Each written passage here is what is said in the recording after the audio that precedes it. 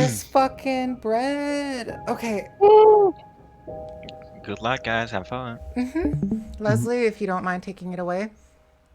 Sure. I have to see him as soon as possible. I have to make sure he's all right. Wait, what? Chris, I believe you still have your skip things on. Do I? The I is Oh, the yeah, the transition. transition.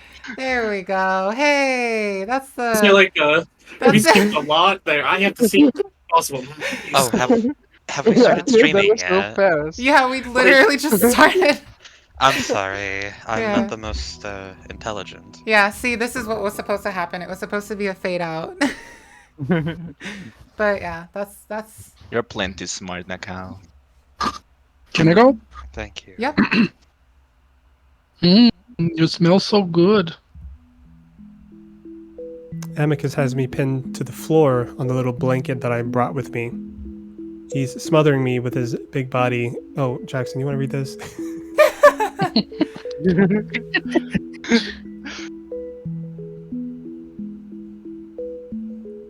Jackson? Sorry, I was in my kitchen. Oh, you're good. You're good.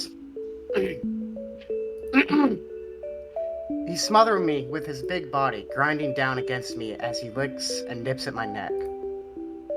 I haven't even been here more than a minute.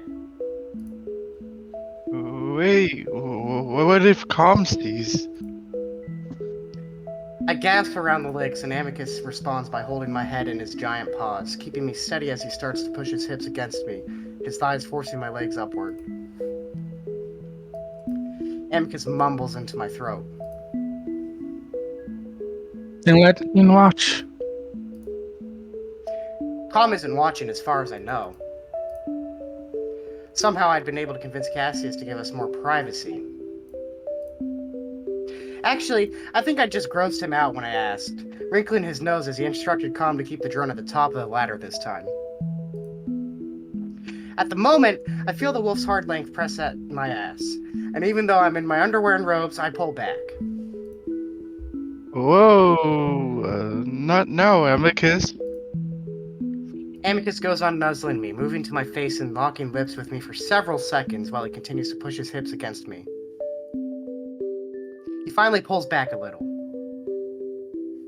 I know, I just playing around a little. I've been down here too long. I love you, everything about you. Really? That's all I'm able to say before he starts kissing me again, licking and sucking, and I'm at least glad that that it tastes like they're providing him with mouthwash stuff down here. I've never seen Amicus so horny before, which is saying something. His paws gripping and stroking at me almost desperately as his muzzle kisses every inch of my neck and face. He pushes his body down against mine, his considerable chest and belly crushing me flat against the ground. But when his muscle starts dipping down lower, snuffling against my chest and under my robes, I decide that I've had enough. I reach around to grab his upraised rear, getting a handful of thick, furry ass as my fingers squeeze dangerously close to the spot under his tail. Predictably, Amicus gasps out in surprise and pulls back, quickly sitting up so that his rear is safely pressed against the blanket and I have room to finally sit up myself. What is that for? For not letting me catch my breath. And I know you don't like things near your butt. Well, emperors shouldn't have things near their butt. I roll my eyes at his silly but understandable insecurity and crawl up to Amicus to sit in his lap, the wolf eagerly pulling me in. I love you. I love you too. Amicus rubs his paws up and down my arms and shoulders, still just feeling me out. I can't wait to get out of here. No more hiding when I'm emperor. I'm going to show you the real Adastra. Being stuck behind these walls is not how the emperor's beautiful lover should be treated. I touch back, pressing my hands over his paws and resting my head against his chest, listening to the rumble of his voice. Oh? And what's the real Adastra? Amicus pulls his paw away for just a moment to wave it dismissively before returning it to press against my chest.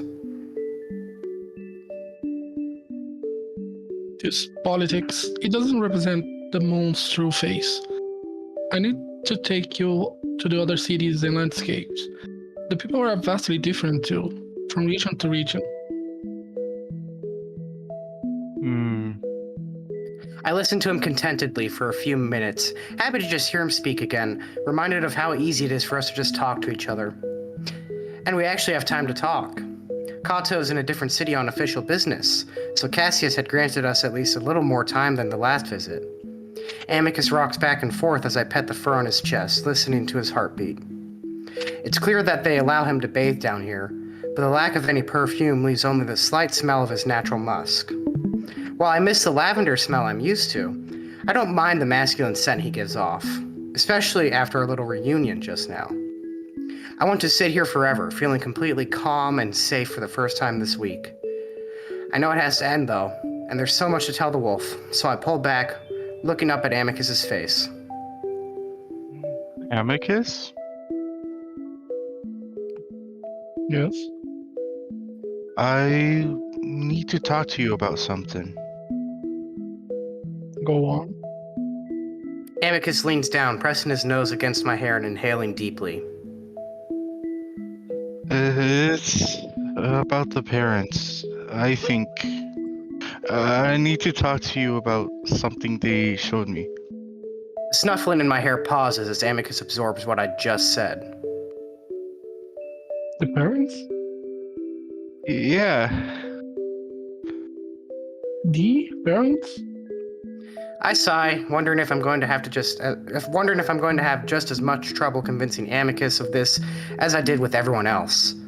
I still remember the look Neferu gave me when I told him about the drug trip I had. Amicus seems to sense my frustration and hugs me a little tighter. Hey, I'm just surprised. I believe you. I have no reason not to. He nuzzles my head again.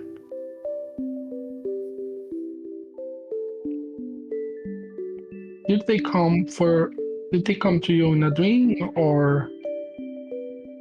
Sort of. I tell Amicus what happened in the hallway in front of the meditation room. What? I push through his shocked exclamations and go on to describe the dreams I'd been having as well. What? But why wouldn't they? I'm sorry. But why wouldn't you tell me this? I shrug against his body. I forgot about them as soon as I woke up. I didn't remember until after what happened with Cassius. Well, I feel Amicus's chest puff up with pride. sounds like I really am meant to be emperor, huh? That's what they said. But you know what else this means. Hmm. The monitors know I'm here. They're okay with it. So I guess it's not really even illegal, right? There's a pause. I mean, it may have been just a dream, but it's nice to hear nevertheless. Also, stay away from that room.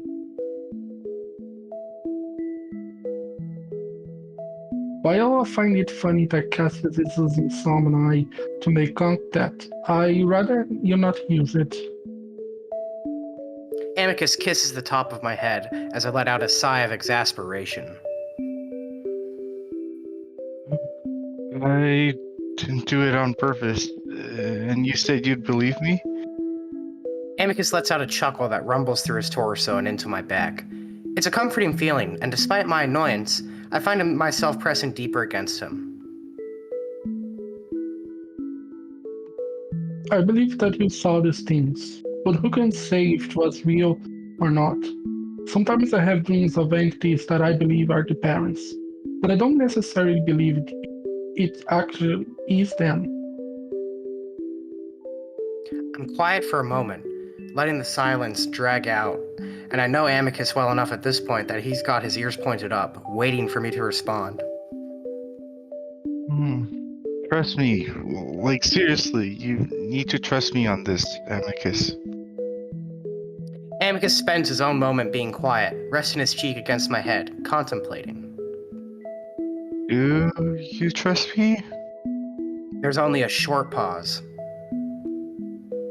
Alright, yes, I do trust you. There's a sense of conviction in his voice, and I can tell that he really is determined to believe me. Thank you. But I only say that because of something else that happened. I take a deep breath. Oh, I got Missed a line. Shaw was supposed to say a line. Sorry. What was that? I take a deep breath. Amicus, sensing my anxiety, suddenly turns me in his lap to face him, letting me lay my head against his chest as he pets the side of my face. Hey, you can tell me anything, Marco. Like I said, I believe you. He says it even more firmly this time, tipping his muzzle down to look at me as I look up at him, meeting eyes. Alright, so I was in the archives with Virginia yesterday. Amicus's eyes widen. The archives? What are you doing in there? This reminds me that I also need to tell Amicus about what we've been plotting this past week. I'll tell you in a bit, but something happened when I was hooked up to the machine. You connected with it? Why would... In a bit. Anyway, while I was hooked up, I had another vision from the parents. Amicus thinks. Well, I suppose that would make more sense considering that's the way the Emperor speaks with them. But it's only the Emperor they speak to.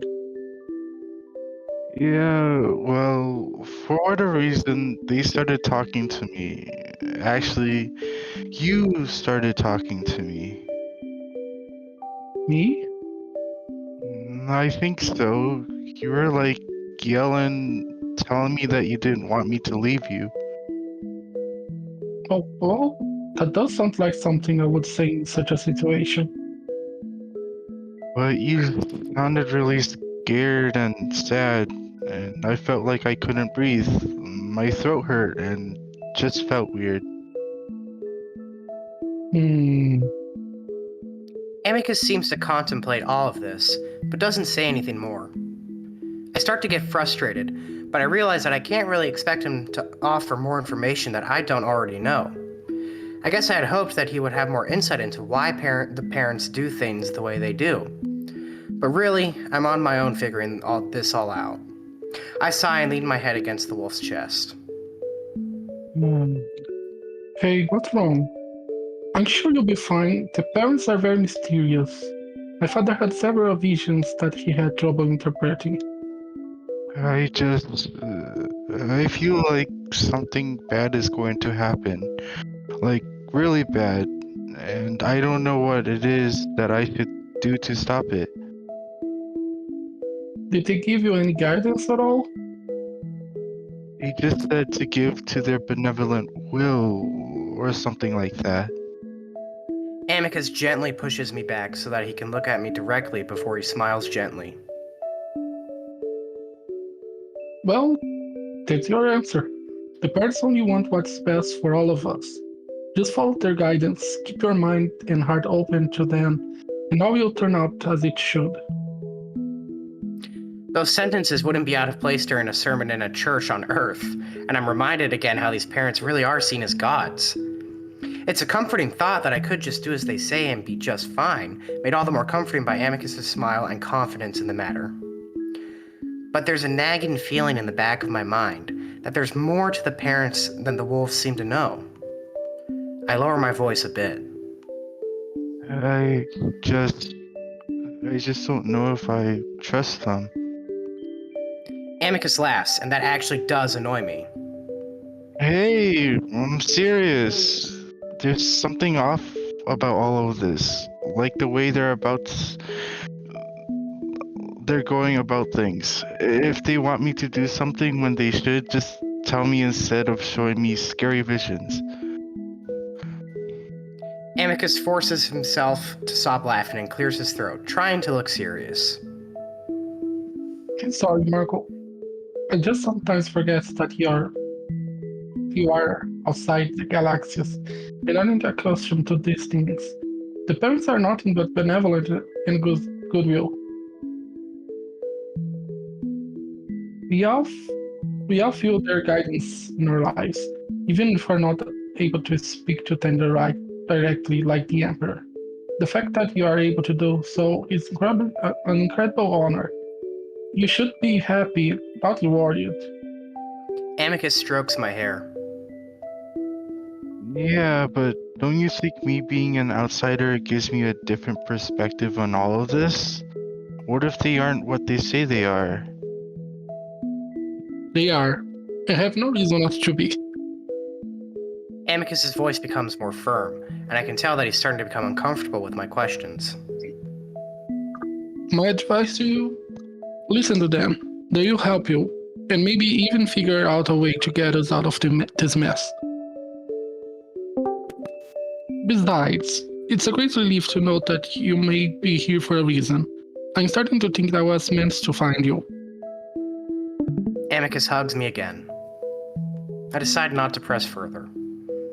I love and trust Amicus, but he's clearly on board with anything to do with the parents, and I doubt I'd be able to make him question that. Not that I really want to, anyway. I just worry that I'm being led down a path that I really don't want to go down. Oh, Marco, Amicus, clearly sensing my continuing anxiety, pulls me forward to kiss me. I kiss back, and it feels good even though my stomach continues to churn.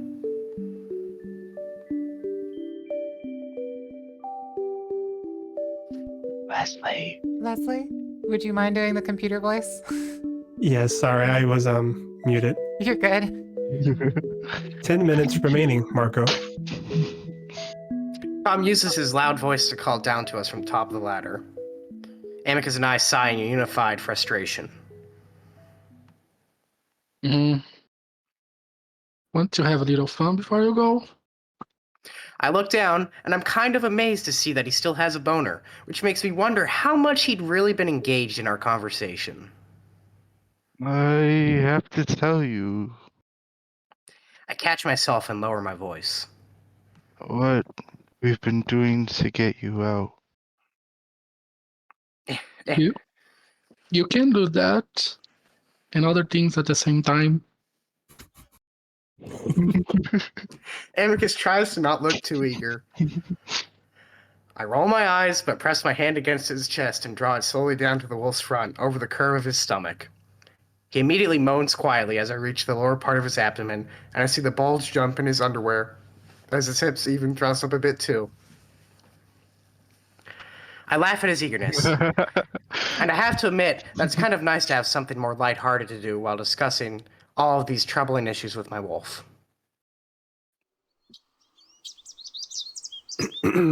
Sorry. For the next little while, I walk around the... Hey. Sorry. It's perfectly fine. We're here to have fun. Yeah. For the next little How while... dare you laugh at a comical area of the novel? No fun allowed. Who laughs Well, at I was boner laughing most jokes? of that scene, so... Next we're gonna laugh at a pee joke or a poop joke or something. I think I'm a little bit more mature than that. Oh, but boners? That's the line. That's where the line is drawn. I'm not more mature than that.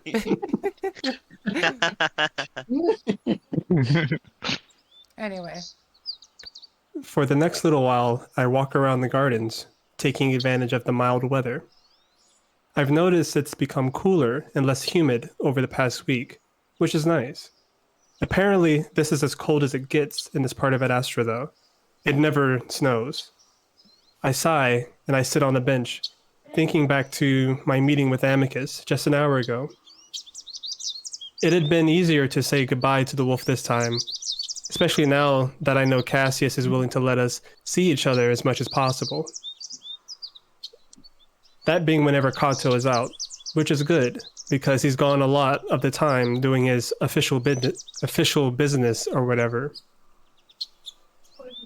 Amicus, once again, had recommended I distance myself from the plotting so as not to get caught up if we get exposed. I reassure him, even though I know I'm going to do whatever it takes to see this through. Even if it means I will have to put myself in danger. I don't want Amicus to be down there for another day. Just yesterday, Cassius or Cato, banned all talk of Amicus on Adastra, which Neferu told me only caused the rumors to start really flying. They range from Amicus being imprisoned, true, banished, or even executed. This is good for us, I'm told, because the public, whether they like Amicus or not, genuinely doesn't feel he should be struck from existence just because he lost the emperorship. In other words, the people will likely be on our side when we finally reveal everything, hopefully. It's really all we can rely on considering the emperor holds so much power, even if the way it was achieved was illegitimate. The triumvirates barely checked the emperor's power, so unless the people as a whole come together, it would be difficult to remove Cassius from the throne. If Cassius still refused to step down, our options will be very limited, and most probably won't turn out well for me or anyone here that's not part of the family. Still, Cassius is proud, very proud. Neferu and Virginia think he'll either step down or at least accept combat to go out with honor. Hopefully the first, because I really don't know how Amicus would deal with the idea of having to kill his brother. I sigh and lean back on the bench, really getting frustrated with all of this political bullshit. This had been the exact type of thing Cassius wanted to get rid of, but now it just seems worse than ever. Just as I'm thinking this, I see Alex. He's just up the path, standing right in the middle of it, and he's looking right at me. I give a start, then just stare back at him. He doesn't move, just goes on looking at me, and I start to wonder what the hell he's doing. He doesn't have his usual smile on either. As a soft breeze blows through the leaves and foliage, I start to feel like I'm in some kind of horror movie. Actually, now that I know who he really is, I do start to feel a little concerned about what he's capable of. So I decide to act casual and stand up, raising a hand and walking over to the cat. Hey, Alex. Alexios will do, Marco. Okay. Hi, Alexios. Amhotep be with you, Marco. What? I feel things should be more formal between us from now on. That's all. No, I mean, why that greeting? I heard Neferu use it many times, but no one else. You are a Chemian, are you not? That gives me pause. Oh, yeah, I guess I am. The cat smirks. Odd, you seem to have forgotten your own citizenship. I shrug. Still getting used to it. I mean, it's something that even some siblings desire, not to mention children, or even the uncontacted. I raise an eyebrow. That's so? Certainly, who wouldn't want to be part of the most spoiled civilization in the galaxy? I sigh, still tired from thinking about all of this political maneuvering. Playing games with Alexios is the last thing I want to do right now. Cut the bullshit, Alex. What do you want? Excuse me? You're excused. I walk past the cat, listening to him sputter in surprise. You have some nerve to talk to a sibling like that. I frown, glancing back. What's that supposed to mean? You're not even a child, and yet you throw your weight around here like you're the most important person in the palace. I laugh, loud. I see the cat's ears pinned back. Are you fucking kidding me? All of you assholes have been throwing me around with all your plots and fake niceties. I'm just trying to survive. Also, last I checked, communes are all equal, so I don't really give a shit if you're a sibling. Alex looks completely taken aback, which is completely satisfying. And haven't you always implied that wolves are fucked up for looking down on their children and treating them like slaves? Alex coughs and clears his throat. My apologies, I simply lost my temper for a moment. You were just being a bit rude. Or maybe deep down you're just as specious or whatever as the wolves, even though you try to pretend you're not. Neferu's the same way. Even I'm surprising myself a little. It's like the lid is finally blown off, and I'm just using Alex to vent all of my frustration with this place. What has gotten into you, Marco? There's a long pause, and finally I sigh, rubbing my face. Sorry, I think I'm losing my mind here. For the first time in a while, I see the cat crack a genuine smile. I can tell, though, then, that you're not meant to be a diplomat. Definitely not. For a moment, I feel that old, familiar kinship I had with the cat, not even a few weeks ago. I do believe that in another situation, in one where we're not all spies, Alex and I could have been really good friends.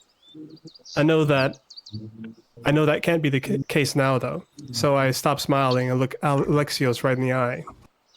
But seriously, what do you want? I can tell you're trying to get something out of me. Alex becomes serious too, smile fading. He considers me for a long while, probably realizing that I'm not going to play his little games. All right, Marco. Who are you?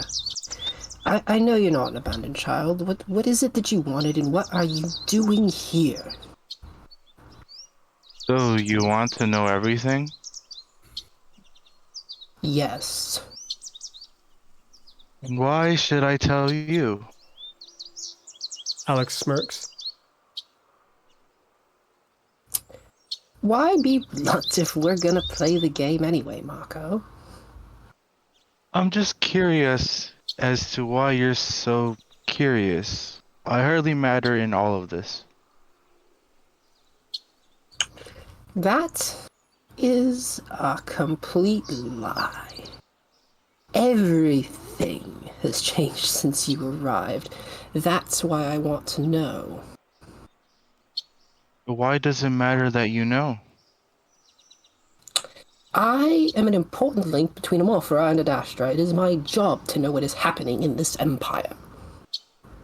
Uh-huh. So, who told you I'm uncontacted? Cassius? You've deduced correctly. But I also know that the monitors seem to approve of it, which is rather odd. I shrug. Again, I don't know what's going on. Anyway, I don't see why I'll tell you anything if I don't know anything about you. Why, I'm just a simple pet. I don't know anything that's going on. His tone of voice tells me that he's mocking me. I raise an eyebrow, but don't say anything. Alex sighs. The simplest way that I can explain it is that I'm trying to maintain peace in the Galaxius as a whole. That mainly involves watching the motives of the wolves. Why is that? Because they can be dangerous. Okay. Are none of the other siblings dangerous? Marco, Adastra is the only civilization in the galaxy to wage war on another sibling in over 10 millennia. And they were the perpetrators in the previous war as well.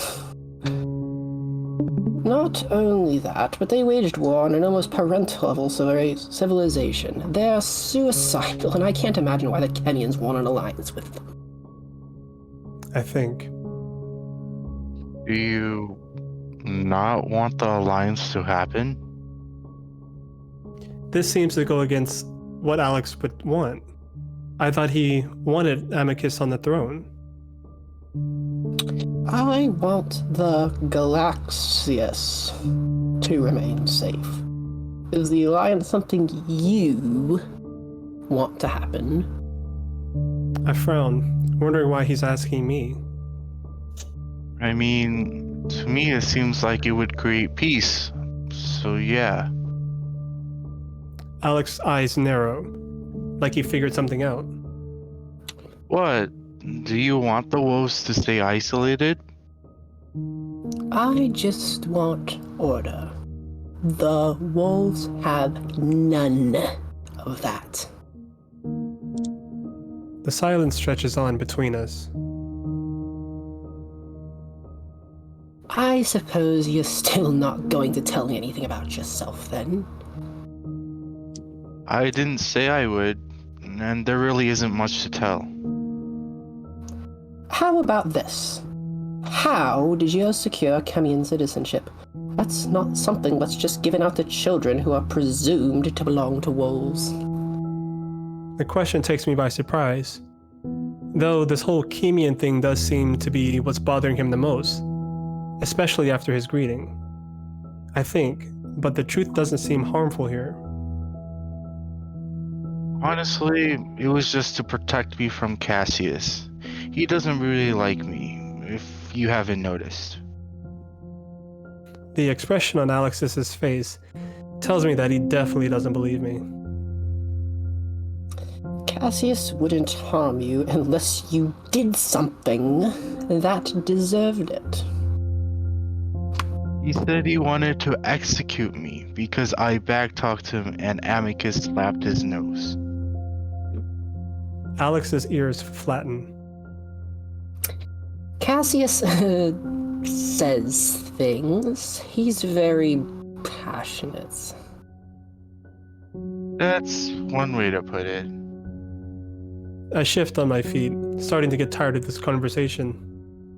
Listen, I have nothing against you, Alex. I'm just trying to get through this as much as you are. Neferu gave you the citizenship, right? Yeah. And you're working with him to make the alliance a reality, correct? That stops me. What? No, I'm focused on Amicus right now. Alex glares. Which is still part of the alliance. I guess so, but honestly, that's not really my top priority right now. It is part of your top priority. I'm getting frustrated, and I start to sidle off towards the palace. Yeah, we established that. Listen, I'm gonna lay down. I'm tired. Alex goes on staring and doesn't say anything. Again, I have nothing against you. I hope that we can just go back to normal in the future once this is over, you know? Indeed. With that, Alex turns and walks away up the path, leaving me to stare after him. I decide to ask Neferu about what happened with Alex. I know they had some kind of relationship going on, so maybe he can enlighten me on the cat's motives. My mouth is already open as I'm walking into the bedroom when I'm hit with a blast of sound. All right, can we take a quick break? Yes. All right. Oh, we Sure. do You're blue love a balling good me here. break. I don't mind going back a line before the door opens, but I definitely need to get some more water and get a little snack for myself. So 5-10 minutes? 5? Becky's. All right. Yeah. Yeah. Absolutely. Yeah, fine. That'll give me time to get another Sounds good. bottle of wine in me. Awesome. Oh, I Sorry, can- glass. An Glass. entire Drink it. other Chug, bottle? chug, chug, chug. Hydration efficient. check. Hydration check. Hold on. Is ethanol's hydrated? It's not anhydrous. We're good. Well, the thing about it is that alcohol doesn't alcohol metabolize at a constant rate. So drinking more now will only mean that you get drunk later as opposed to sooner. No, what that is your body Macau. metabolizes it, not changes it from doing what it's doing to your body. Metabolizing it is what makes you less drunk. The things it's doing floating around in your bloodstream when it's not being metabolized are what's making you drunk. Okay. That's why there you we can go. have 1 or 2 drinks and not get drunk, because your body's turning it into acetaldehyde and then to acetate, and you're peeing it out through your kidneys. When you overflow that system, that's when it starts getting into your brain and your nerve cells and making them not fire right, and that's what drunk is. The more you know. Yay. Okay, thank you. Did I get caught in the middle of something? A break and us explaining how ethanol affects the body, apparently. Yes. Because he's okay. getting We shit-faced for are a scene. preforming the Adastra. It's a live reading, I should say. Method acting. Listen, the secret to doing a good Alex voice is the resting bitch face. I'm sorry. It's true. I don't think I have a doesn't- secret. I'm just. You've just gotta have that bitchy stick up your ass fucking. Well, you can look on hear your people's face. expressions in their voice. I mean, you can tell when someone is Yeah, smiling it's when they say it's like something. your facial structure. Mhm. I It influences how the words come out, but it also influences your emotional state. I'd be really average. You said in order for someone to do like an Alex voice, they have to do like a resting bitch face. You said. Yeah, I'm just a complete stuck-up cunt. Also, hello, Jax. Hello. Amicus, Yeah, stop hi. doing the gritty. Just so many people tonight. There It's is. Amicus, intimidating. don't you know I- that Cato would find that so immature? A dance for goddamn children. What the fuck are you doing, you imbecile?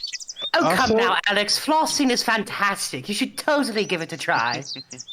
Oh, you like sticking Also- anything you can between your legs, you pervert. Oh, absolutely. But I'm not talking about that kind of flossing. Oh, trust me, you were talking plenty about that kind of flossing last night. I just want to see Amicus. Marco sitting in the corner as they're having this argument. Marco and his one-track mind. This Marco is the right track. You are doing everything as the parents intended. Also, did my laugh take up when Yes, it did. Oh. Yes. I heard it. The laugh. The laugher. But here's the laugher. My attempt to act laugh. Actually, it did work. Laughter? Holy newer. You did really If we're well. going, That laugh was very, very realistic. it was. What is the I pizza really parlor like chat about? hearing like angry If Marco we- from you too. Like angry Marco is just so satisfying. You're I'll excused. Like I don't know why. Oh. I just love Marco as a main character. Ooh, he'd be heckin' angry. Every now My and favorite then part. he gets a little angry as a treat. My favorite part was when he stood up against Alexios. Alexioso. What the fuck am I doing? I swear, Alexios. I swear to God, Oh my I will goodness. fucking kill you. Alexios. Please. Alexioso is muy Is that a threat or a delicioso. promise? Is that a threat? Or is that a promise? Because trust me, it's what we both want. A dick? Do you think Alexios placed by in TF2? Alexios is in Listen, desperate impaled need on a of just a pike, good impaled on a dicking. dick. Let's be That's the fair. difference at the end of the Yes, day. yes. It's all He's wood. in absolute crying for help for just a good dicking. I mean, if you trust the last session, it happened, and he's still not better in the head. So if you ask me, maybe he needs to give the good dicking for once. Yeah. Mans needs to get his dick wet. Get Someone fire this Alexios and doctor. Bussy 2023. And some Spare gifts some and prayers and some pussy, dicks for spare it. some pussy. It's been 147 years. Do you think that's Oh, what no. Amicus is saying? Give me bussy. It's been 8 years. No. Listen, it would work out better if his cock wasn't the size of fucking Marco's thigh. Marco still took it though. I mean, yeah. it's barely like the size of my wrist. I mean, that's already yeah, impressive there's enough. videos out there, so I guess it's not impossible, but let's hope we make some parental tech lube shit. I don't know. Just wondering. Yes, the monitor approves and watches the sex scenes. You mean a 1.5 liter bottle constitutes a drink, right? And not This like was supposed to happen. Marco was scientifically chosen to be the perfect match because boy, that kid can take a dick. Yeah. He can do man somersaults sits on on the it. target ball and it disappears. Listen, it's all the microplastics in his body, okay? It absolutely it makes is. it makes it more elastic, okay? He's so pliable. Go gadget human flesh. His superpower is that his Marco. fistula is just auto heal. You're looking very Listen, hear me out. elastic. Cassius would be better because if his the center of his hips weren't too wide, it would just explode out of the way anyway. So what's the difference? I don't get it. I'm saying that if there was a size problem with literally the passage, there's a limiting factor of the bone around it. But since Cassius is glass bones and paper skin, I'm suggesting that it would just Extremely break out of the morbid. Are you way. sure you're okay? You won't No, I'm not focus on it. okay. That's why I'm here doing this with my free time. Okay. Well, Same thanks for bestie. insulting all of us while you're at it. Speaking Same of, bestie. shall we get back to it? Yeah. Yeah. I got I'm my ready. tea. Let us proceed. Are you sufficiently inebriated, Jackson? Oh, far from it, but we'll make do. Shots Okay, get you drunk cool. faster. Don't eat anything. Oh my god, are you getting drunk for the drunk Neferu thing? I mean, I've had like a glass and a Oh, half. I was of gonna say, wine. like, damn, that's some dedication. Glass and a half of Chug, wine, so chug, slightly, chug. barely buzzed. Method acting was not found in the chat tonight. If you can't find method acting, just I do have the method glass. I acting. have a glass of wine here, though, so we're close. We're Cool. close to it. Yeah, no. It's the prop. The Listen. prop is there. The actor has prepared. Go gadget Yes. tequila. But Leslie, if you don't mind. Sure. Get away. I know they had some kind of relationship going on, so maybe he can enlighten me on what the cat's motives. Enlighten me on the cat's motives. My mouth is already open as I walk into the bedroom. My mouth is already open as I walk into the bedroom when I'm hit with the blast of sound. In front of me is Neferu, with his back to me, though I can see that he's in his underwear. He's moving fluidly around, his arms and paws waving about and pausing at odd angles while his feet slide across the ground, gliding back and forth. At first, I think he's doing some kind of exercise, but then I can see he's singing over the music. It's wordless because it doesn't translate through the lingua, just sort of howling sound, though very different from the wolves. There's a very long and it's a wonder I couldn't hear it in the hallway. It doesn't necessarily sound bad, but I can tell Neferu isn't putting much effort into making it sound nice. Still, I feel like I'm walking in on something private, so I consider backing out. Of course, that's when he spins around and immediately spots me standing there in front of the door, my mouth still open. Quickly, I fix my face into a pleasant smile, trying to act casual so I don't embarrass him.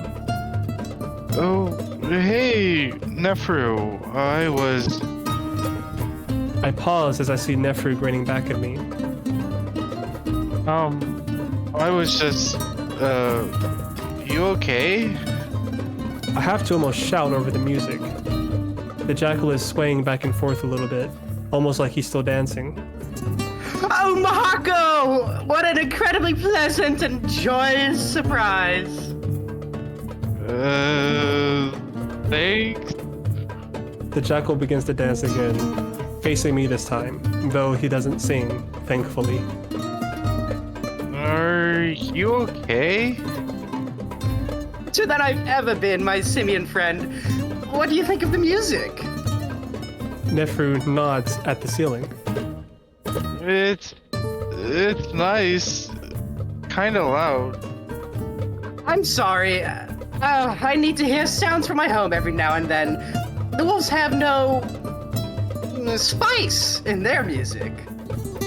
The jackal slides his paws sensually over his torso, smoothing the fur down better to accentuate his pecs and abs, his eyes glued to mine. I look around and note the 3 bottles of wine on the bedside table. Oh, you're drunk. I'm drunk!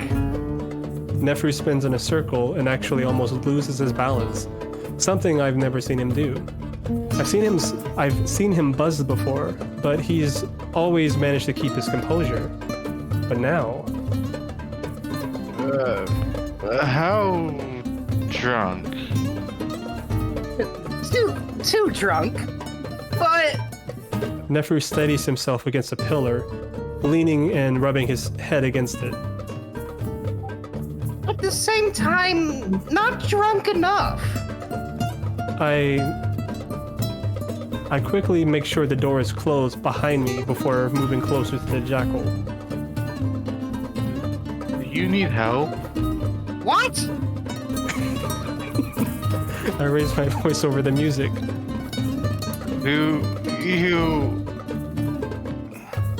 Neferu waves his paw at me. Wait. Calm.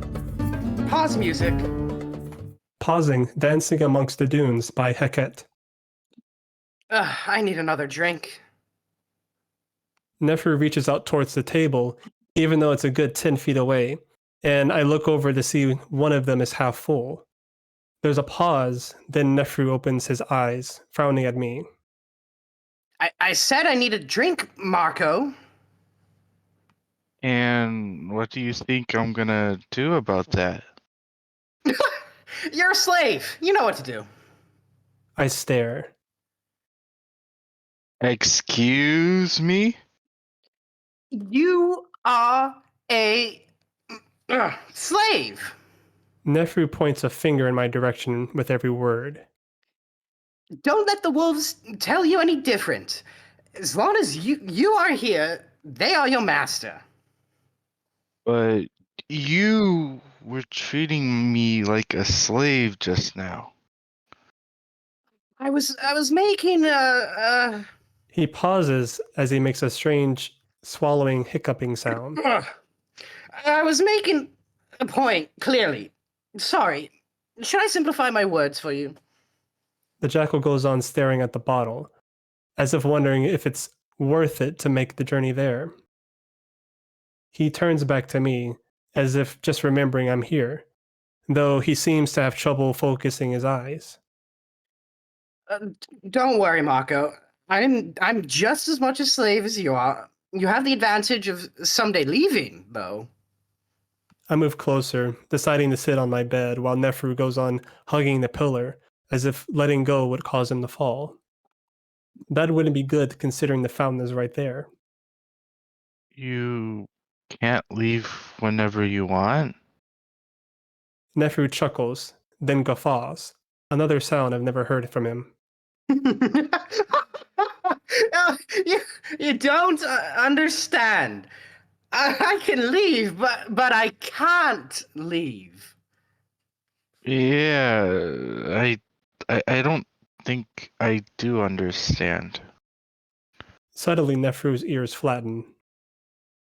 You really fucked this up for me. Do you understand that? I blink.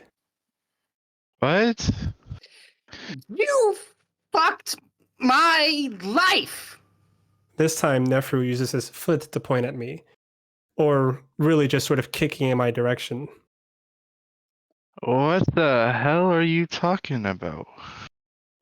If you hadn't come here, Cato would not have the excuse to nullify Amicus's emperorship, and I would be halfway through negotiating an alliance by now. Wait, this isn't my fault. I was brought here against my will, Neferu. Neferu makes another deep swallowing sound, then just belches loudly. Yes, I'm sorry.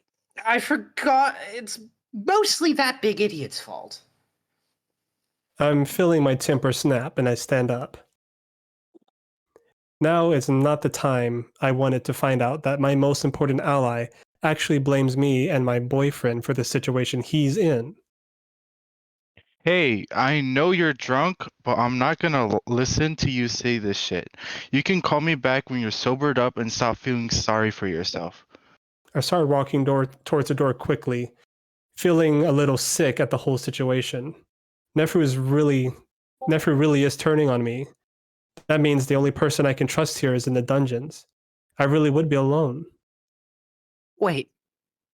His voice is so quiet that I'm almost not even sure I heard it. I paused though, looking back over my shoulder. He's still leaning up against the pillar, his ears down, gazing at the ground. I'm about to ask him to repeat himself, but that's when he suddenly lets out a gasp and slides down the pillar to his knees. He crumples onto the ground, paws covering his face as he trembles and starts sobbing loudly. I'm so sorry. I don't know what I'm doing. I stare, open mouth, watching the jackal cry for several seconds. Apparently, too drunk means way too drunk. Still, this jackal clearly has a lot of problems that he doesn't tell anyone about. Actually, he doesn't really have anyone to tell them to on this alien moon. At least I have Amicus. So, after standing there in stunned silence for a moment, I walk over to Neferu. I stand awkwardly at his side for a moment, watching his broad black furred shoulders heave up and down before I kneel and rest a hand on his back. His ears perk up for a moment in realization, but otherwise he doesn't say anything. I'm genuinely not the best at comforting someone, especially when they're crying, but I rub my hand in circles through the fur. Hey, I get it. This whole thing is really frustrating, but we'll figure this out together. I give the jackal a few minutes to finally calm down. Then I start to pull him up, pushing him in the direction of the bed.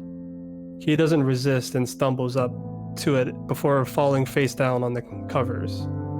He wipes his face with the pillow, and while he does that, I quickly grab the bottles of wine, moving them to the floor so they're out of his reach. Finally, Neferu lets out a big, shuddering sigh. Can you rub my back again? It feels good. The jackal's voice is stuffy from his clogged nose. I kneel beside the bed before starting to rub Neferu's back again. He sighs, head turned away from me. I let the silence go on for a while, listening to the jackal sniffle every couple of seconds before I finally speak. What happened? I drank. Yeah, speaking of which, bring us a glass and a pitcher of water, please. Yes, Marco.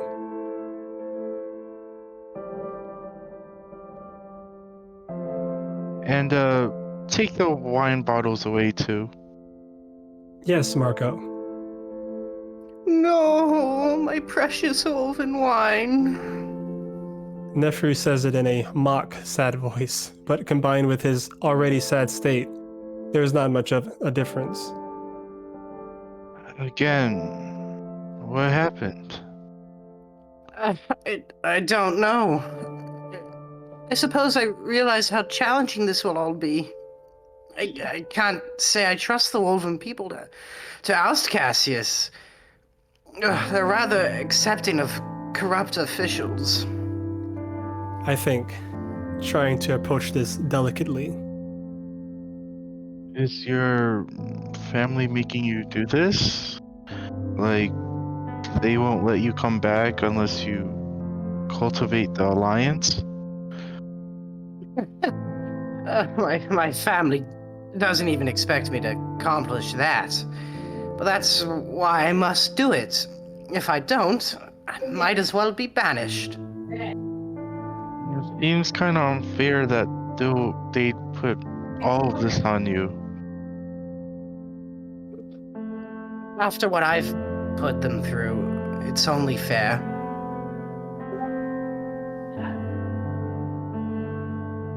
I wait for more of an explanation, but he doesn't go on. Oh, is what Alex said on the island about you and your family true? More or less. Again, he doesn't seem interested in talking about it, so I just go on rubbing his back. Oh, we're gonna get Amicus out of the dungeons and onto the throne. I know you don't believe that I've talked to the parents, but I really think I have. And they're on our side. Neferu chuckles. So, you get that alliance. I hope so, my friend. We sit in silence for a long while, and even I start to enjoy the hypnotic motion of rubbing Neferu's furry back in large spiral motions. My mind wanders back to the cat. Speaking of Alex, I had a weird conversation with him today. I think he thinks we're like conspiring against him or something. Neferu grunts. Stay away from that damned cat. He's nothing but trouble. Well, he kept bringing up the alliance. He seemed to want to know my role in it. Neferu turns his face towards me, his eyes bloodshot, but the tears dried up at this point. I assume it had something to do with not wanting the alliance to happen? Yeah. Neferu takes a deep breath and presses his face into the pillow, letting out a long groan. All I can say is don't trust him. Yeah, definitely not. I just don't really get what he's doing. Neither do I. That's why you should just stay away from him. Really? I thought you two, I don't know, talked and did stuff together. Which didn't shed any light on his motives. Considering the way our relationship has changed, I doubt I'll get any more information from him. Sure, you can't just seduce him again? Neferu cracks a smile. Last time I tried that, he referred to me as a whore, which isn't exactly inaccurate. The door opens and a drone glides in, setting water down on the bedside table and fetching the bottles from behind Neferu's bed. Neferu watches it go morosely. I clear my throat, trying to distract him from the departing alcohol. I get what you mean, though. It seems like he favors one side, then the other. I don't get it. Neferu waves a paw. Best not to worry yourself with him, and simply stay out of the way. Amorphans aren't famous for their quirks and seemingly contradictive behavior. Alright. I rub for a while longer, switching hands as my arm starts to get tired. I'm starting to think that the jackal has fallen asleep when he suddenly speaks again, jolting me out of my trance. We will be revealing our hand to Cassius tomorrow. With any luck, Amicus will be free by the end of the week. Oh. I'm surprised, finding that hard to take in.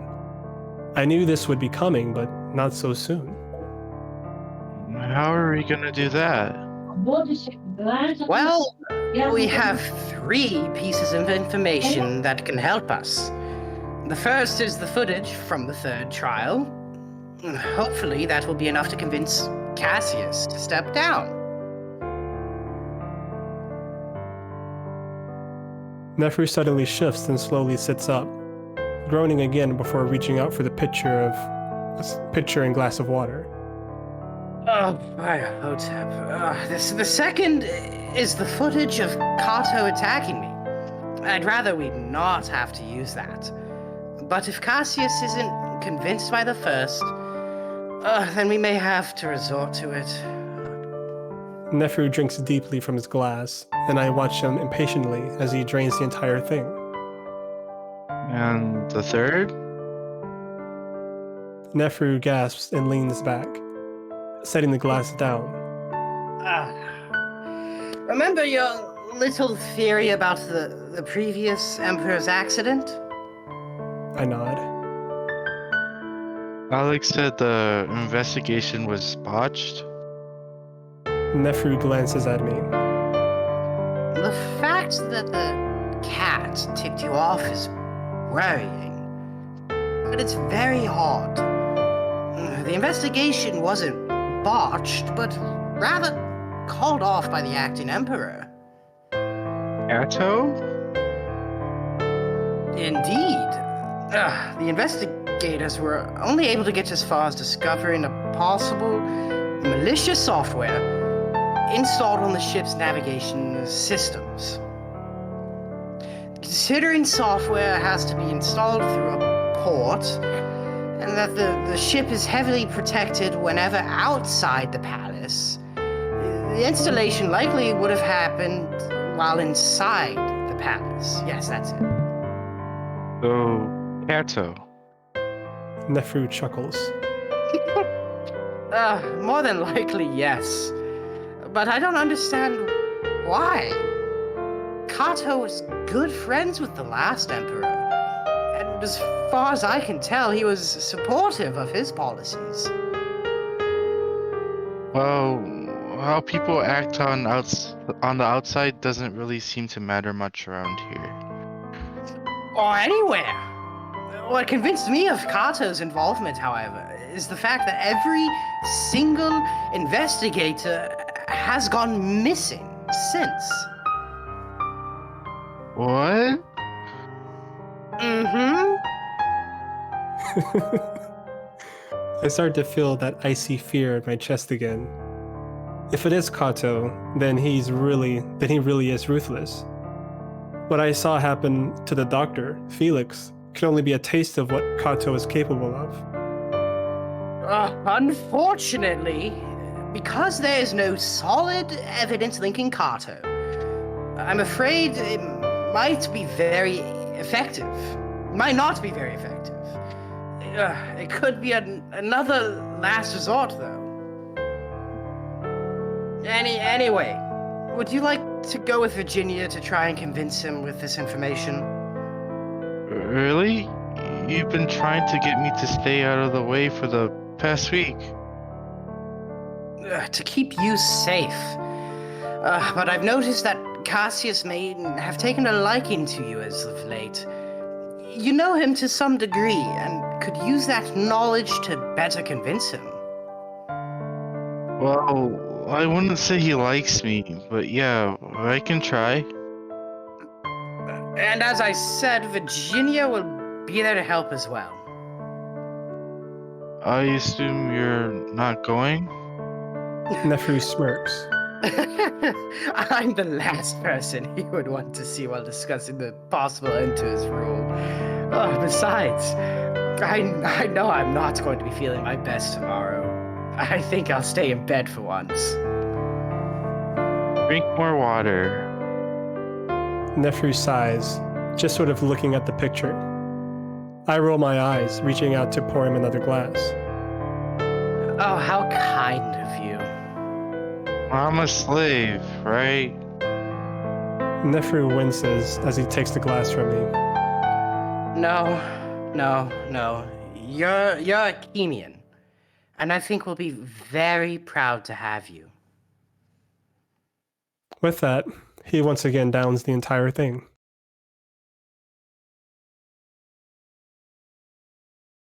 I toss and turn most of the night, even while Neferu snores loudly in his own bed. I go over what I might be able to say to Cassius, in case things go wrong for whatever reason. I find that difficult to do, though, especially considering how angry and unpredictable the wolf can be sometimes. I manage to get maybe a couple of hours of sleep. But as soon as the sun starts shining through the opening in the roof, I am up and ready for Virginia to come get me. That doesn't happen until about an hour later, and Neferu only lifts his head for a moment when the wolf enters the room before groaning and dropping it down to the pillow. I'm hoping he doesn't remember what happened yesterday, for his sake. The amount of anticipation in the air is almost too much for me to handle as I follow Virginia to the throne room. It's a feeling that I haven't felt since the trials, since when I thought I was about to be able to fly back home. Now, though, it's the anticipation that I'll be able to get Amicus out of the dungeons. We pause at the door, Virginia glancing at me. Remember, only speak if absolutely necessary. This is of the utmost importance. I nod silently. I get the feeling that she hadn't wanted me to come, but Neferu probably insisted. The wolf reaches out and presses the panel, opening the door. I follow her in and immediately spot Cassius on his throne, still on his little booster seat, but there's someone else too. We'd chosen today because Cato still hadn't returned from his trip, thus leaving Cassius alone. Now, though, Alex is here, kneeling beside the throne, his head on the armrest while Cassius strokes his head, his other paw occupied with a tablet-like device. He glances up. Ah, sister.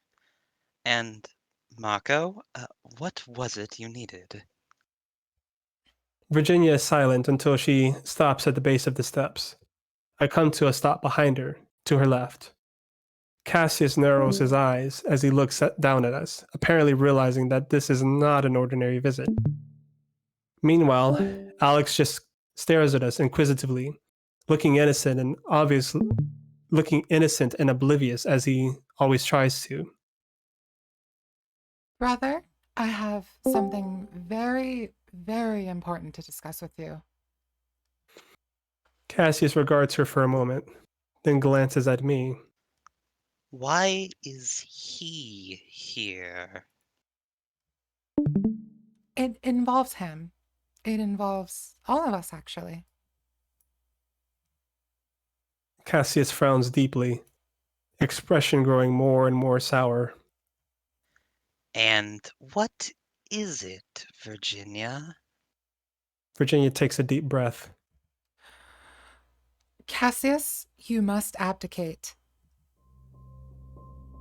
It takes Cassius a moment to take that in, but when he does, his eyes widen and his nostrils flare, leaning back in his throne like he's been slapped. Excuse me? I wonder if this is the best way to go about telling Cassius that we're about to try and take the throne away from him. I look around, wondering if there are any drones that he might use to blast us. Cassius, we all know that this is illegitimate. You must consider... Enough! I will hear no talk of this, from my own sister no less. Leave at once. The young wolf is shaking in his seat, eyes wide, ears flat. Well, you must hear it. I must not. I followed every protocol. I am in my rightful place. Leave now, or I will have the drones escort you. Alex is sitting straight up now, staring at us, ears perked, and I kind of wish that he could have asked for him to leave. Virginia remains calm, simply gazing back up at Cassius with an almost stoic look. Brother, you must hear it, because we have proof of your deception. Cassius seems to have recovered from his initial shock, though he's still trembling a bit, chest heaving for breath. What? Proof? Virginia takes a deep breath. You know that we already know about the staging, but we have footage of the third trial. All of it. Cassius stays quiet, unsure of what to say. We have contacts in Adastra that will release it to the public tomorrow evening. Cassius swallows hard. I will close the news channels. Not only to the news channels, but in portable formats as well. That may be copied and spread. You will not be able to stop all of it. Cassius opens his mouth, then closes it, then opens it again, then closes it. He didn't see this coming at all. Finally, his shoulders drop and he stares at the floor. Virginia, how could you do this to me? Virginia frowns, actually looking a bit sad. How could you take the throne in such a dishonest manner? Mother taught you better. Do not speak of Mother! Cassius' response is instant and angry before he deflates again. The silence stretches out for a while before Virginia speaks again. I know you, Cass. I know you're an honest, honorable wolf.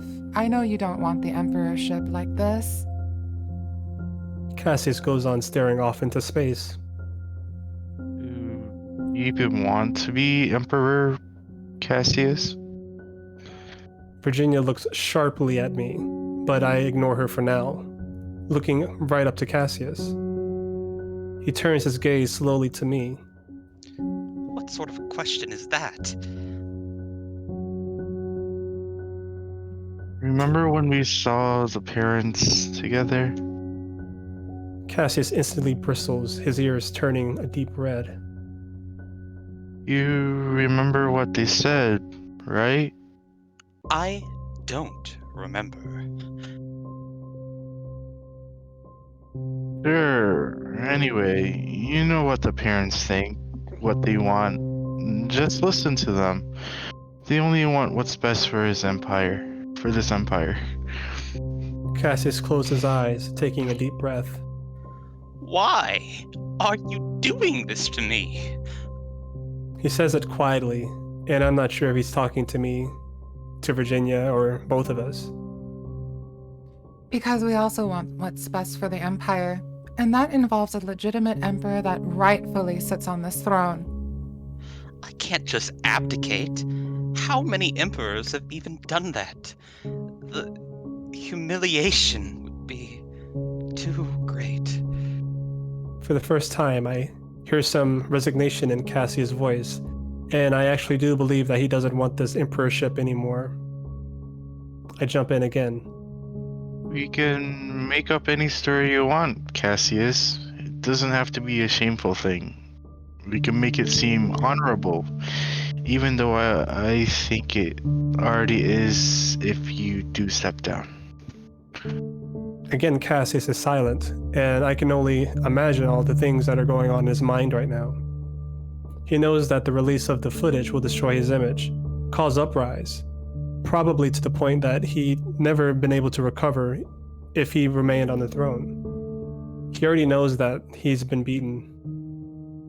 Alex, meanwhile, continues to sit on his side, just staring at the two of us. I'm surprised he hadn't said anything at all, and again, I'm not sure I'm not sure whose side he's on. Also, you need to demote Cato from advisor, otherwise he will become acting emperor again. Cassius looks sharply at us. We know he's behind all of this. That you're a puppet, Cassius. Cassius bristles, and Virginia shoots me another warning look. But you're still the emperor. You have complete power over your advisor. You can easily cut those strings. Cassius looks about ready to say something to protest, but again he slumps down, just glaring at his knees. That would automatically make Amicus emperor. It's not a question, just a defeated statement. We don't say anything. I suppose he was always destined to be that. I was a fool to think I could make this work. Virginia's ears perk up and I feel a swooping feeling in my chest, like I just missed a step. Alex just looks up at Cassius, frowning. Cassius shakes his head. I'll need time to think. You said tomorrow evening. The 14th hour. Cassius sighs, then nods. I see. I will make an announcement tomorrow after breakfast. I need to meditate. Certainly. I don't think your line came through. Oh, It didn't? For Truly. Sorry for Thine. Yeah, no. I needed to clear my throat for a second. Give me one.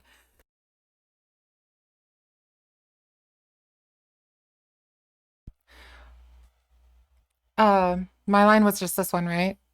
Mm-hmm. Okay, certainly. Cassius drops his paws onto his lap and picks up the glass goblet again, the glass tablet again, and just like that, we're dismissed. As Virginia turns to go, I quickly speak up. Cassius, can I see Amicus again? He rolls his eyes. Gods, yes. In fact, He looks up at the ceiling. set Marco's access to the dungeons as unrestricted. He'll be free by tomorrow anyway, I'm sure. Thank you. I bow because it feels like the right thing to do, but Cassius only grunts in response. I then quickly follow Virginia out into the hallway, almost skipping with relief and excitement. Holy shit, that was easy. I whisper to Virginia as she maintains a stoic look. It really was, wasn't it? It seems that Cassius isn't enjoying his position on the throne after all. You think it would be easy? I think he never looked past beating Amicus. Now that he has, well... I shake my head. If that was his only reason, then he deserves this. Well, I don't believe it was his only reason. He simply didn't prepare himself beyond the trials. Virginia side-eyes me. And don't get too excited just yet. Nothing is final until Cassius says the words. Yeah, but it looks like he's definitely going to. It does, yes, but remain careful and vigilant. Also, Virginia pauses as we reach a branch in the hallway where we would part ways so that I can go back to the dungeons. I stop and look at her, stepping from one foot to the other, eager to tell Amicus the news. You've noted my loyalty to Amicus over the past week, yes? Yeah. At the very least, this would be deserving of some... Wait, this is a typo, isn't it? This would be deserving of some time of official... Yeah, okay. At the very least, this would be deserving of some type of official position, don't you think? You want to be chief advisor, right? Yes, and you are very close to him. I'll get him to make it happen. The wolf almost looks shocked. I don't know why, though. I'd assume this was always part of the plan. Thank you, Marco.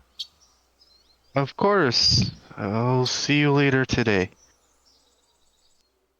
I leave the wolf standing there, trying not to walk too fast on my way to the dungeons. Amicus is shocked when I tell him the news, obviously. But like Virginia, he tells me to stay cautious. Anything can happen between now and when Cassius makes his announcement. And we're definitely not guaranteed an application during said announcement. Either way, I promise Amicus to come down first thing in the morning to tell him the news.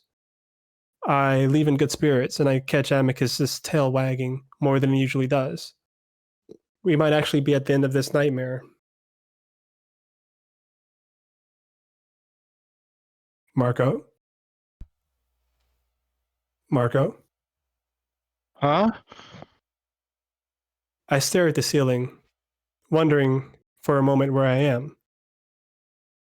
Marco, your presence is requested at breakfast. What? I try to focus, the memories of the last night slowly coming to me.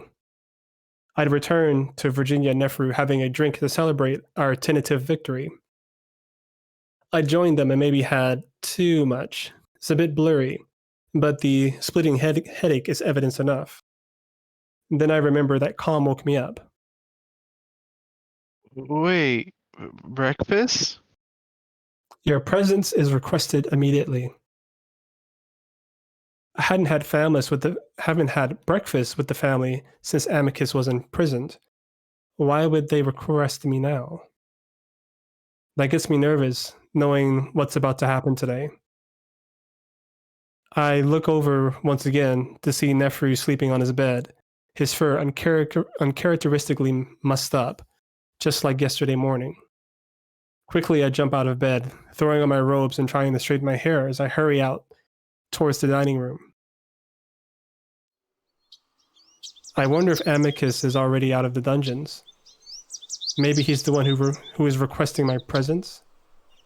But as I'm reaching the door, I realize that's not the case. Virginia, Cassius, and Cato sit on the beds while Alex kneels in front of Cassius. As I walk in, I can immediately tell something is off. The air is tense. I come to a gradual stop, unsure of what to do as the rest of them just glance up at me. Ah, is that Marco? How nice of you to join us. Would you care to serve us our food and drink, please? Something is very wrong here. Did Cassius tell Cato about what happened? There is not much else I can do except walk over and kneel beside Alex, reaching out and beginning to serve the wolves. It's completely silent, and all of them just watch me fumble around with the food. Finally, Virginia breaks the silence. Cato, is there a reason you called us all to breakfast? Cato turns his head in Virginia's direction. Can't I enjoy a meal with the royal siblings? I simply wanted to discuss my trip with you. Oh, I see. It's just been so long since we've had a scheduled breakfast. It may be a good habit to get back into. Wouldn't you agree, Emperor Cassius? Yes, definitely, Cato. How was your trip? Wonderful. I had the pleasure of visiting At Rote. Being the entertainment capital of Adastra, I had such a good time observing the plays, despite my inability to observe. Cato starts laughing loudly, and I can tell everyone is on edge. This isn't like Cato at all. I set a plate out for Cato while Alex does the same for Cassius, and while he starts working on Virginia's plate, Cato shifts. Marco, could you hand us all our goblets? I am absolutely parched. I hadn't noticed that the goblets had already been set out in front of each wolf, already filled with wine. Carefully, I hand Cato's goblet, then turn and reach for Cassius's. Fear not. These are the events that shall follow. I blink, and I notice Cassius staring at me, raising an eyebrow. I hold out the goblet, and my fingers twitch, but I keep a stubborn grip. I shake my head and push the goblet into his paw. I'm about to grab Virginia's, but Alex has already finished her plate, and he hands her goblet as well. For a while, the wolves eat and drink in silence. At least Virginia and Cassius do. I notice Cato not touching his food at all, simply watching the rest of us. Cassius lets out a loud cough. Alex sets a paw on his leg in concern. Sorry, something in my throat. He takes another drink of his wine. Keep your mind and heart open, great ape. You shall receive guidance. My vision flashes and the tension somehow builds. I know now that something terrible is about to happen. So, Cassius, I hear you have an announcement to make this morning. The entire room freezes as the wolves stop eating and Alex stops serving. I sit there on my knees, trying to keep my breath even, trying to deal with feeling like I have voices in my head and with Cato apparently discovering our plan out at the same time. Cassius finally speaks, or tries to. He coughs again, louder this time. I notice he's starting to shake, and Alex again puts a paw on his leg.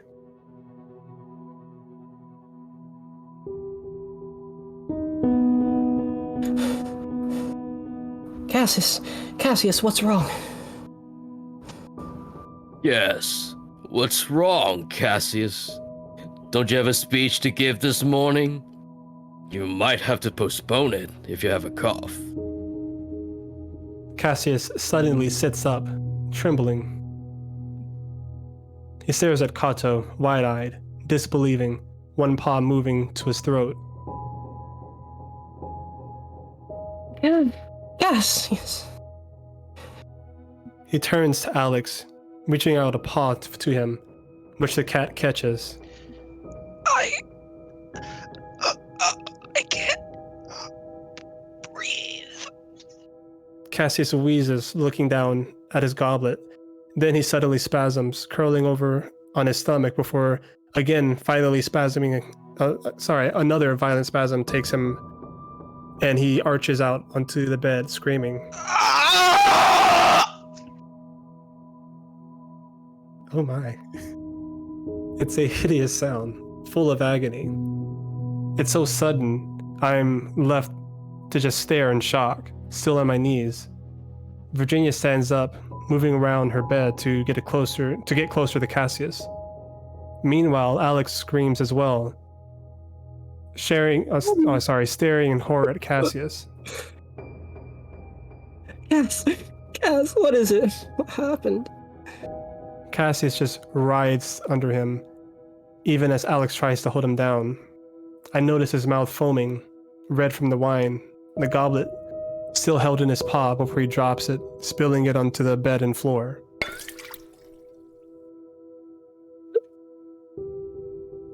That line didn't pick up.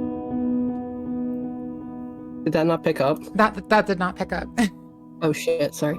Cass! Alexios's voice is filled with despair, probably realizing at the same time I do that Cassius has been poisoned, that he might be dying. Oh dear. Are you cramping, Cassius? Perhaps you ate too fast. The hair rises on the back of my neck as I sense Cato sitting behind me. He found out about our plan. He put a stop to it just like that. Cato, this was too far. What was it? The wine? I almost don't register what Alex just said, but that's when I feel Cato get up behind me. In a few steps, he's standing over Alex and Cassius before swinging a paw hard into Alex's face. It sends a small cat flying so far that he's thrown up against the wall. He crumples there, unmoving. Virginia ducks when this happens, but bravely moves forward, grabbing Cassius and turning him over onto his stomach. For a moment, I think Cato is going to do the same to her, but he seems to get himself under control. Was it the wine then? Well, who served it? He looks around inquisitively, even while Virginia sticks her fingers into Cassius's mouth, shoving them deep until the screaming wolf lets out a retch. Cato's eyes settle on me. What did you put in his drink, Simeon? I stay there on my knees, dumbfounded. Then there's a splattering sound as Cassius vomits up his breakfast, tinged red from the wine. Virginia stubbornly continues to gag him, forcing out every little bit that she can. Well, I suppose we'll have to investigate, won't we? Send a medical ship from Adastra City. Tell them the Emperor has been poisoned. Yes, Virginia. Cato looks down at me. Then before I can move, he reaches out and grabs my arm. I felt the power of a wolf before, main one being Amicus, of course, but this is different. It's like he's made of stone. Cato starts pulling me towards the door, and every step feels like my arm is about to be yanked out of its socket. As Cato marches out into the hallway, I grasp at his arm with my other hand, trying to relieve the pressure somehow. The wolf stares straight ahead, ignoring me, even as I try to pull away. I can walk. I grit my teeth, my hand already numb. I look left and right, trying to figure out how I might get away. There's no chance for that, though, as I realize we've reached Amicus's room. Suddenly, I feel myself on the floor as the wolf throws me violently into the room. I suggest you stay there. You have no means of escape anyway.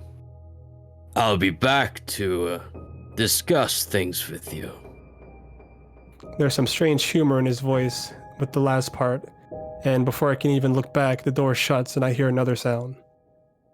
A click. Is this a good place to stop, or should we go on a little further? I think it's I'm fine. okay with either. You could either stop here at the balcony drop. I'm okay with going to the balcony. Yeah, we have like 20 more lines. Okay, cool. I sit in Amicus's room in stunned silence for a long, long time. I still haven't been able to comprehend the series of events that had just unfolded. All I can piece together is that Alex, for whatever reason, had tipped Cato off as to what we were planning. I suppose the cat hadn't expected Cato to use such a theatric measure, judging by his reaction, but he'd wanted to put a stop to our plans just the same.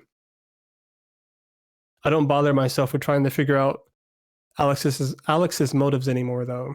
Instead, I'm left to sit here and wonder if there's anything I could possibly do to get out of this. Soon, I find out that the click sound was the door locking.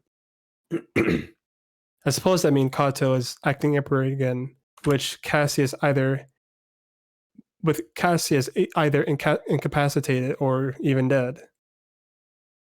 I asked Cato about Cassius's health, but he only tells me that the information is not available to him. So I wait, sitting on the bed for hours, wondering if the next time the door slides open, it will be my death. I need Amicus. These thoughts become too much for me, and I have to get up and walk around, trying hard not to hyperventilate. Maybe Neferu will be able to do something? He must have heard about what happened by now, unless Cato did something to him as well. I take a deep breath. With a deep breath, I push past the curtains and out into the balcony.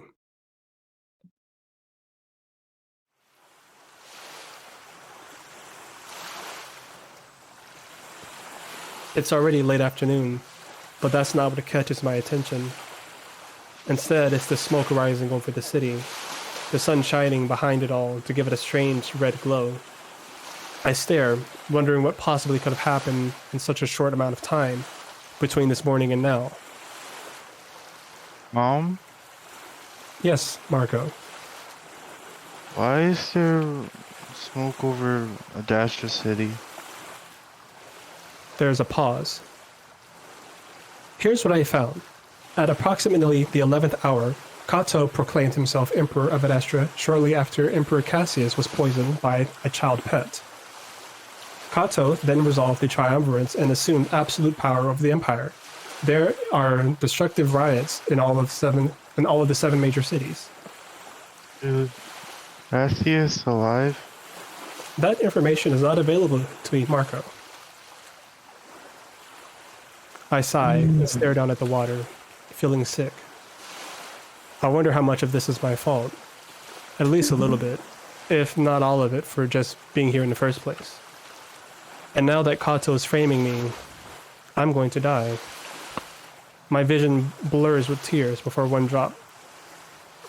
drops down into the sloshing lake below me. And then I remember. I deleted my profile from Com's database. I try to remember what I was told about how exactly it works. Something to do with the AI security system. Well, he might not be able to deduce what room I'm in based on my voice. While he might be able to deduce what room I'm in based on my voice, he should be blind to my exact location. That would mean leaving the boundaries of the palace shouldn't alert anything. Maybe if I experimentally stick an arm over the ledge, even a leg, then a leg, and before I know it, I'm on the other side of the balcony, the lake sloshing below me. I think about what I can do. I could swim to the shore, make a run for Adastra City, and maybe find someone to help me. Maybe one of those contacts that Neferu and Virginia keep talking about. I could also just hide somewhere, maybe even on the island until things settle down a bit. Running to the city in chaos probably wouldn't be the best move, but I already know what I'm going to do. I'm going to leave the palace. I'm not going to leave the palace. I'm going to find a way back in. I need to get to Amicus. I need to tell him what happened and figure out a way to fall back on our last resort. My stomach twists at that idea, but I know that we're out of choices now. With that, I look down at the water and let go. To be continued. Awesome. Well, good job, everyone. We did a really good job. Oh my god. Thank you for being patient. Scream! Holy yeah. That was insane. Sorry. Oh my god. I hope it didn't.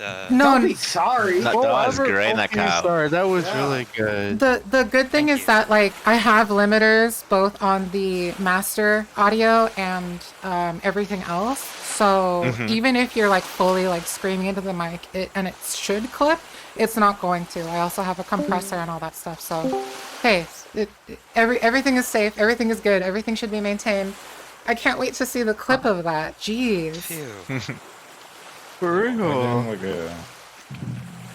And also, thank you, Ewok, for being hot, spicy, sexy daddy, like everyone has been saying in chat for the last 15 minutes. Oh, daddy? Brother. Oh no. Daddy wants to discuss something? I think I might I'm have nothing like that in real life. Timing. He had a fun time, daddy? Uh-oh, daddy angry. Daddy's acting happy. Uh-oh. Uh-oh. Daddy wants to murder. Daddy. I didn't notice in the chat, Moko Rowan, you're the last swing. Run into the last twink. Truly a twink death episode. Mm-hmm.